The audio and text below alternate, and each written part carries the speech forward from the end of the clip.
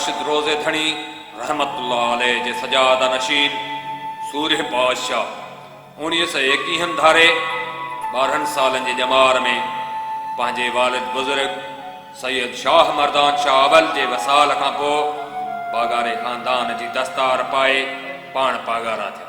उन वक़्तु ब्रिटिश गोरा सिंध मथां हुक्मरानी करे रहिया हुआ, जेका ॻाल्हि हज़रत सूर्य बादशाह खे हरगिज़ पसंदि कोन हुई।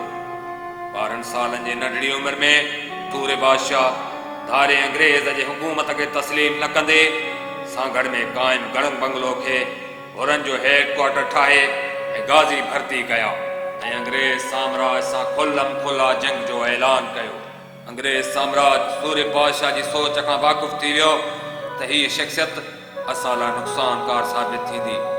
1930 दौरान अंग्रेज़ सरकार पीर साहब जे हथियार जा लाइसेंस रद्द कंदे गैर कानूनी हथियार रखण जे कूड़े इल्ज़ाम में फासाए हिंदुस्तान जे मदनापुर, ढाका, राजस्थान ऐं रत्नागिरी जे जेलनि में सख़्त कोरे सां 8 साल क़ैद हेठि रखियो। जेल जे सख़्तियुनि पीर सूर्य बादशाह जी आज़ादाना सोचुनि खे वधीक मज़बूत करे छॾियो। 1942 में सिंध असेंबली मां हुर एक्ट पास कराए 1 जून 1942 ते सिंध में मार्शल लॉ लॻाई वई, जंहिंमें गणक बंगले समेत हुरनि जे ॻोठनि खे तबाह कयो वियो।